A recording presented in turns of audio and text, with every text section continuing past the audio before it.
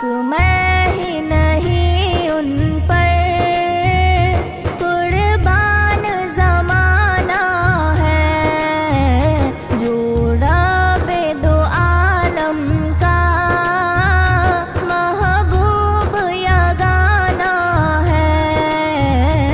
एक मैं ही नहीं उन पर कुर्बान ज़माना है, एक मैं